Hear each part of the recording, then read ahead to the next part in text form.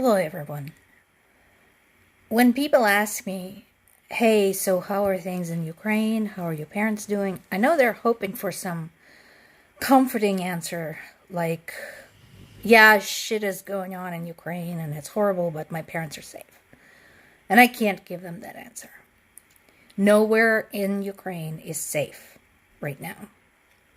Case in point, when I was gathering up the news bits today, it was basically just bad news and really bad news. So let's start with bad news.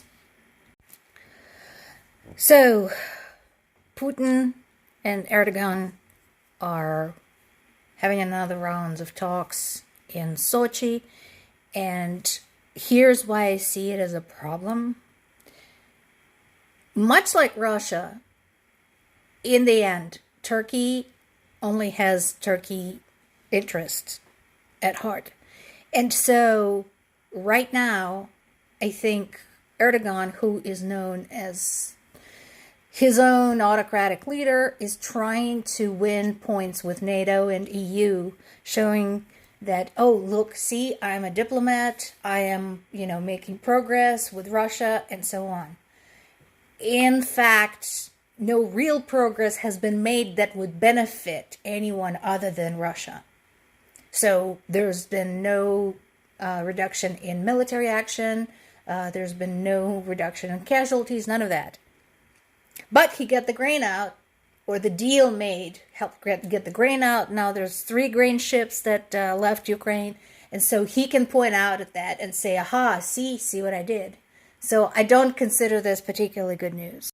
Speaking of grain, that is being brought up as the food concerns continue around the world, particularly in the third world countries. So just because grain is leaving Ukraine doesn't mean everything has been resolved. Meanwhile, while Ukraine is trying to ship out the grain and feed everybody, this is still happening and nobody's doing anything about it. So yet another city is being bombed out of existence. And then there's this. So this is the really, really bad news. I mentioned before the amount of unsafe actions taken by the Russian troops around the Zaporizhzhya Nuclear power station has been insane, and it's just getting worse. They're literally firing directly around it.